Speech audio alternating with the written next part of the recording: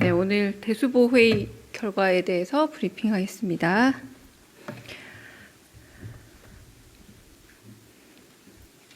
강유정 대변인입니다. 오늘 있었던 대통령 주재 제27차 수석 보좌관 회의 브리핑하겠습니다. 오늘 열린 수석 보좌관 회의에서 이재명 대통령은 중동 상황이 우리 경제에 미치는 영향에 대해 언급했습니다. 이어 경제가 어려울수록 취약계층이 받는 충격이 훨씬 더 크다면서 민생 경제 충격 완화를 위한 골든타임을 강조했고, 모든 정책을 총동원해 신속하고 정교한 집행에 역량을 집중해야 한다면서 상반기 공공요금 동결과 농축산물 할인 지원 확대, 유류세 인하나 화물차 대중교통, 농업인에 대한 유가 보조금 지원에 속도를 내달라 당부했습니다. 또한 이 대통령은 다양한 지원 방식이 있지만 양극화를 해소하려면 직접 지원과 차등 지원을 통해 어려운 쪽에 더 많은 지원을 하는 게 필요하다면서 효율적인 재정 집행을 포퓰리즘이라 비난하는 건 바람직하지 않다 덧붙였습니다. 위기일수록 민생 안정과 경제 회복을 위한 재정의 신속 투입이 꼭 필요하다면서 추경 편성을 최대한 신속히 해달라 당부했습니다. 또한 당면한 민생 경제 위기를 극복하는 걸 넘어서 국가 대전환의 새로운 기회로 삼는 지혜가 필요하다 강조했습니다. 한편 이 대통령은 식용유와 라면 생산업체들이 다음 달 출고분부터 일부 제품 가격을 최대 2자리까지 인하한다고 보고받았다면서 위기 극복에 동참해준 기업들에게 고마움을 전했습니다. 이 부분을 조금 더 자세히 알려드리겠습니다. 최근 중동 상황 등 국제 정세의 영향으로 국제 원자재 시장의 변동성이 확대될 가능성이 제기되면서 장바구니 물가에 대한 국민들의 우려도 이어지고 있습니다. 이재명 정부는 그간 민생과 밀접한 주요 식품 기업들과 간담회를 개최하는 등 업계와 지속적으로 소통하며 원가 상황과 현장의 애로를 점검해왔고, 국민들의 물가 부담을 완화하기 위해 다양한 노력을 기울여 왔습니다. 이러한 과정에서 식품업계는 국민 소비 비중이 높은 라면과 식용유에 대해 오는 4월 1일 출고분부터 가격을 인하할 예정입니다. 라면은 4개 업체가 41개 제품에 대해 출고가를 약 40원에서 100원까지 인하하고, 식용유는 6개 업체가 출고가를 300원에서 1250원까지 인하한다고 합니다. 이에 대해 이 대통령은 국민의 물가 부담 완화와 민생 안정에 큰 도움이 될 것이라 평가했습니다. 이어 비공개 회의에서는 크게 중동 상황 대응과 교육 정책에 대한 발제와 토론이 이어졌습니다. 먼저 경제성장 수석실이 중동 상황에 대응할 물가, 금융 안정화 방안과 비상경제 대비 산업 대책을 보고했고, AI 미래기획수석실이 비상경제 대비 전력 및 열에너지 수급 대책을 보고했습니다. 교육정책은 사회수석실이 새학기 교육정책과 사교육비 부담 경감 방안에 대해 보고했습니다. 이 대통령은 정부가 도입 예정인 석유 최고 가격제 준비 상황을 꼼꼼히 물은 후 전국 주유소의 주유 가격에 혹시나 바가지 요금이 있지 않게 잘 단속해달라 지시했습니다. 또한 중소벤처기업부의 정책 결정이 어떻게 되는지 물으면서 우리나라의 기업 구조상 중소기업 비중이 매우 높은데 중소기업을 위한 정책을 활성화할 방안을 고민해달라 당부했습니다. 또한 자본시장 개혁과 관련해서는 위기를 기회로 삼아 충격에 단단한 자본시장 체질 개혁이 필요하다고 언급하면서 오는 18일 열리는 자본시장 안정과 정상화를 위한 간담회에서 공개될 자본시장 4대 개혁 방안에 대한 보고를 관심 있게 들었습니다. 교육 정책과 관련해서는 예체능 부분의 사교육 수요가 높다는 보고를 들은 후 문화예술 강사들에게 지원하는 국가 예산이 얼마나 되는지, 윤석열 정부 때 전면 삭감된 예산이 복구됐는지 확인한 후 정규 수업이나 방과 후 수업에 해당 예산이 어떤 방식으로 지원되는지도 꼼꼼히 물었습니다. 또한 문화예술인에 대한 지원이 충분한지도 관심 있게 물었습니다. 이상입니다. 네, 혹시 질문 있으시면 듣겠습니다. 네. 네, 서울경제신문 송종우 기자입니다. 말씀해 주셨던 자본시장 간담회에서 4대 개혁 관련해서 말씀을 해주신다고 했는데 좀 먼저 공개가 가능한 건지 싶어서 질문을 드리고요. 그리고 오늘 대통령 말씀 중에 그 현금 지원보다는 지역 화폐가 더 낫다. 이게 이제 지역 화폐를 활용하는 것이 과거에 보면 민생 쿠폰, 그러니까 소비 쿠폰이나 이런 전국민 재난지원금이나 이런 경우가 많았기 때문에 혹시 이번에 고유가로 인한 피해자 말고 전국민에게 지원되는 방안으로도 추경이 검토되는 것인지 궁금합니다. 네, 오늘 말씀하신 내용은 추경을 좀 신속히 해달라라고 조금 마련해달라라고 하는 말씀이었고요. 아직 정확한 그 추경의 규모 그리고 추경의 정확한 시기를 말씀을 나눈 건 아닙니다. 그러나 직접적인 체감의 경기를 활성화하기 위해서는 이를테면 뭐 소비 쿠폰이라던가 그래서 경기의 어떤 순환을 도울 수 있는 방식 같은 부분이 좀 더 도움이 되지 않겠느냐는 말씀, 아까 모두 말씀에서 하신 것처럼 체감 경기를 좀 더 활성화할 수 있는 방안도 고민해달라는 말씀을 같이 하셨고요. 오늘 해준 말씀은 좀 더 신속하게 추경에 대해서 좀 집중해달라라는 말씀을 분명히 하셨습니다. 네. 자본시장 관련해서는 자본시장 체질 개혁과 관련한 4대 개혁 방안이잖아요. 18일 날. 4개 정도 주제를 말씀드릴 수 있을 것 같습니다. 신뢰, 그러니까 아무래도 시장 질서 확립의 신뢰 문제, 그리고 주주 존중의 문제, 그리고 혁신의 문제, 그리고 접근성의 문제, 이 정도 주제 정도만 알려드리겠습니다. 네. 다른 질문 있으실까요? 네. 네, 메일로동스 연윤정입니다. 그 모도 발언에서 대통령님께서 야간 휴일 근무를 줄이기 위해서 정원 규정을 손봐서라도 방법을 찾으라고 이제 비서실장께 직접 말씀을 하셨는데 이에 대해서 좀 후속 조치 논의가 좀 있는지 좀 궁금합니다.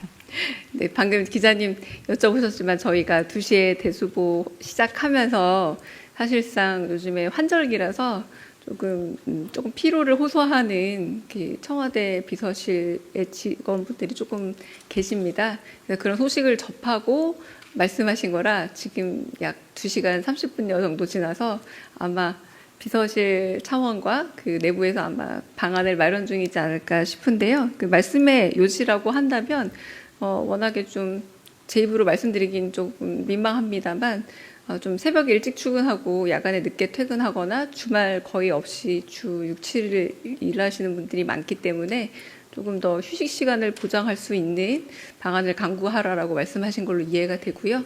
그 부분에 대해서 아직 보고는 이루어지지 않았습니다. 네. 네. 네, 안녕하세요. SBS BG의 김한진입니다. 대통령께서 오늘 라면이랑 식용유 등 가격 인하 소식을 전해주셨는데 그 이외에 다른 식품 혹은 아예 다른 품목에서 또 가격 인하 관련해서 보고를 달라고 청와대에서 주문한 것이 있었는지 혹시 기다리고 있는 보고가 또 있는지 궁금합니다. 식용유와 라면 업계로 지금 발표는 드리지만 아마 저희 이 브리핑 끝나고 나면은 관계 부처에서 조금 더 자세한 브리핑은 있는 것으로 제가 알고 있습니다. 네, 우리 지난번에 그 밀가루 등의 원재료에 대해서 좀 가격 인하가 있었지 않습니까? 그러니까 원재료가 가격 인하가 됨에 따라서 그로 인한 가공품에 대한 가격이 인하가 된다라고 좀 이해해 주시면 될 것 같고요. 그리고 향후에는 이 민생 물가 TF에서 설탕, 그리고 우리 그때 이제 물가가 너무 이제 가격이 높게 책정됐다고 알려져 있는 설탕, 밀가루, 전분당 등을 원재료로 한 그런 품목의 경우에는 관리 대상에 포함될 예정입니다. 그로 인해서 후속 조치도 가능할 수도 있겠습니다. 네.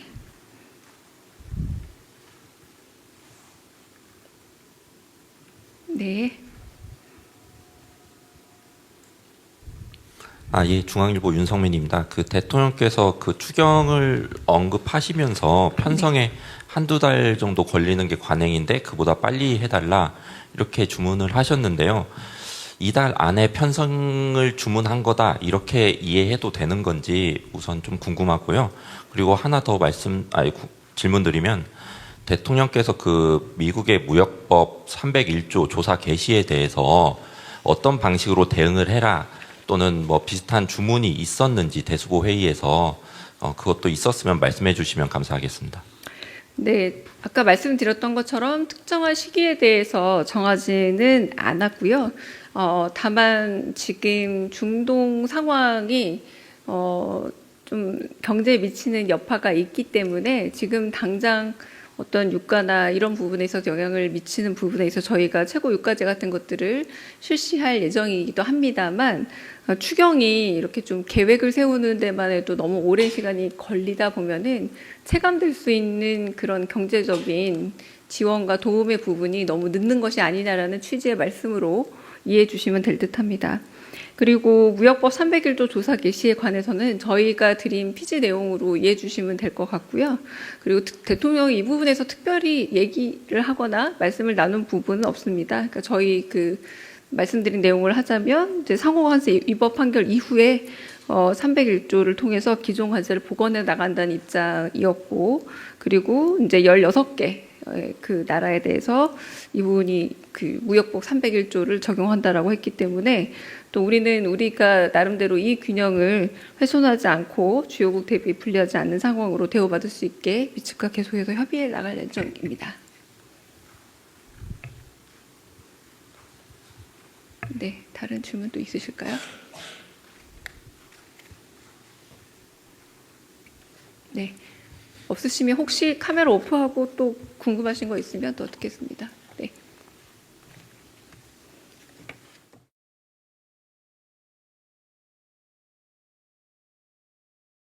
홍보소통수석입니다.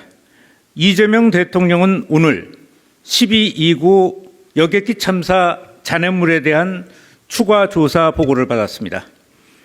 유가족협의회는 무안공항에 보관 중인 잔해물의 보관 상태 개선과 함께 해당 잔해물에 대한 추가 조사를 요청한 바 있습니다.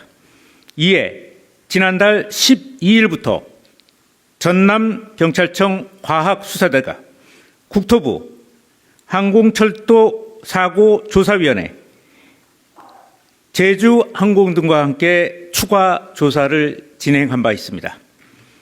이번 추가 조사에서 지금까지 모두 희생자 7분의 유해 9점과 핸드폰 4점을 포함한 유류품 648점, 기체 부품 155점이 발견됐습니다. 대통령은 뒤늦게 유해 등이 발견된 데 대해 아직도 비탄에 빠져 있는 유가족분들에게 심심한 유감을 전하고 희생자분들을 애도했습니다. 대통령은 사고 초기에 유해 수습이 안 된 경위와 이후 유해가 1년 넘게 방치된 경위에 대해 철저히 조사하라고 지시했습니다. 이와 함께 이번 사태에 책임 있는 관계자들을 엄중히 문책하라고 지시했습니다. 참사가 발생한 지 15개월이 지났음에도 여전히 진행 중인 사고 조사 역시 철저하고 신속하게 진행할 것을 주문했습니다. 잔해물 추가 조사는 이달 말까지 진행됩니다. 빈틈없는 조사를 통해 유가족들에 대한 예우를 바로 세우고 재난 대응의 책임을 다하도록 하겠습니다. 이상입니다. 자, 오늘 요 대수보가 끝나고 난 다음에 또 대변인의 브리핑이 있을 겁니다. 그래서 질문은 요게 잔해물 추가 조사 관련된 것으로 한해서 받도록 하겠습니다.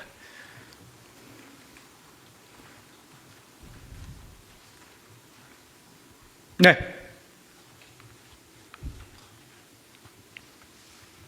네, 수석님 유시스 김경록입니다. 네. 그 오늘 대통령께 그 잔해물 조사 관련해서 보고가 있을 때 그 초동 조사를 할 때 잔해물들이 유실된 경위에 대해서 추측되는 원인에 대한 보고도 함께 있었는지 질문드립니다. 네, 지금 현재 그 조사가 완료되지 않았고요.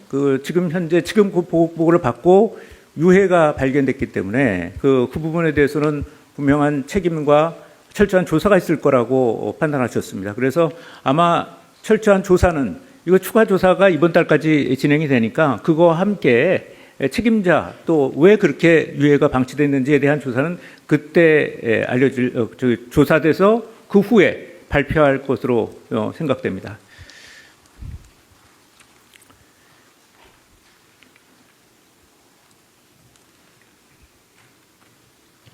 네.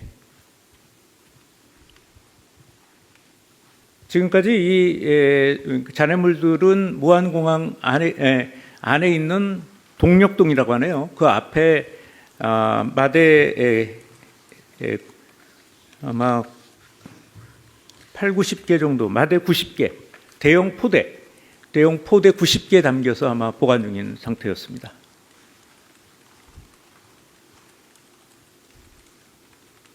예. 안녕하십니까. 데일리 한국 박준영입니다. 대통령님이 1년 넘게 방치된 경위 조사를 지시하셨는데 어떤 기간이 이제 관리 책임이 있었던 건 현재까지 파악된 그런 바를 좀 이야기해 주실 수 있는지 궁금합니다. 네, 최근에 아마 이 항공 철도 사고 조사위원회가 충리실로 이관이 된 걸로 알고 있습니다. 그 전까지 유가족 협의회와 그 사조위 간에 약간 이견이 있었던 것으로 추정됩니다. 그래서 빨리 이제 대형 포대에 담겨 있는 잔해물을 좀 더 추가 조사해 달라는 의견과 또 사조 입장에서는 보존을 해야 된다는 어떤 그런 부분들 이런 것들이 좀 충돌하다가 결과적으로는 재조사하기로 하고 지난달 12일부터 지금까지 5차례 정도를 조사한 걸로 보고를 받았습니다. 이달 말까지니까 조금 더 조사가 진행될 것이고요. 또 이에 따라서 유해 등이 더 발견될 수도 있습니다.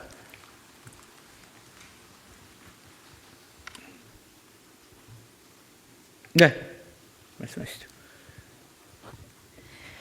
네, 안녕하세요. 뉴스핌의 김미경입니다.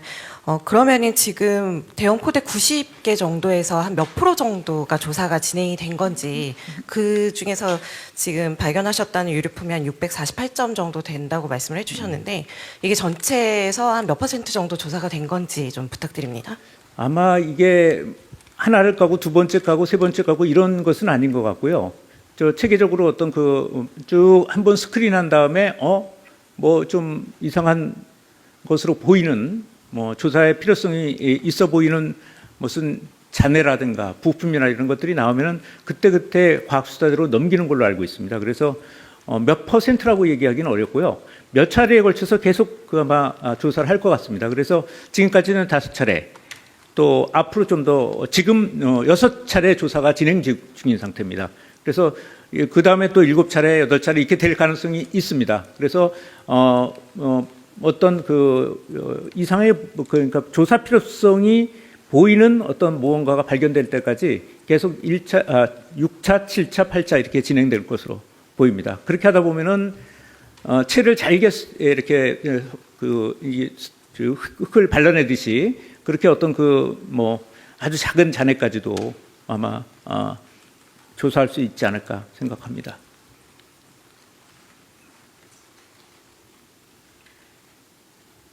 네.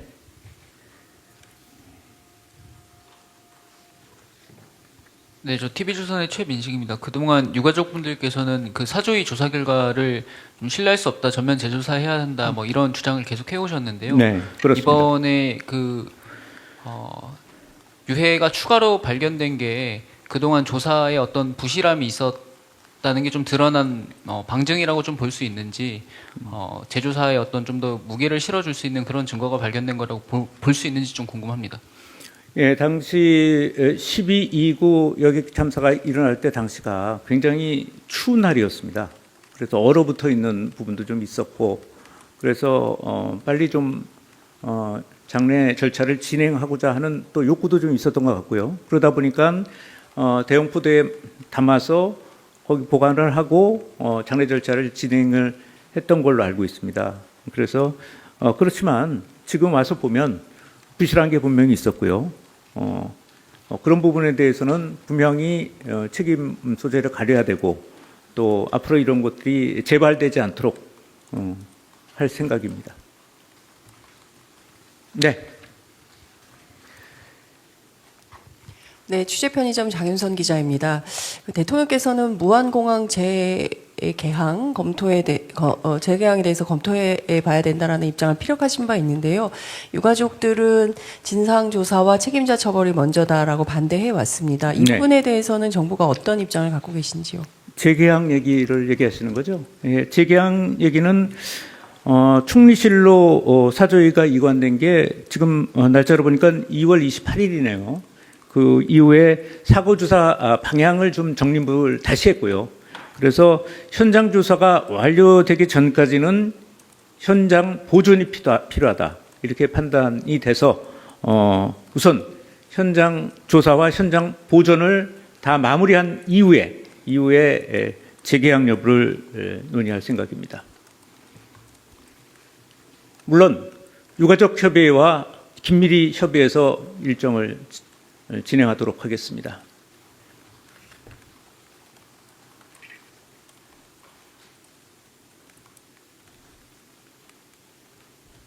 네. 또 질문 없죠? 네. 이상 마치도록 하겠습니다. 고생하셨습니다.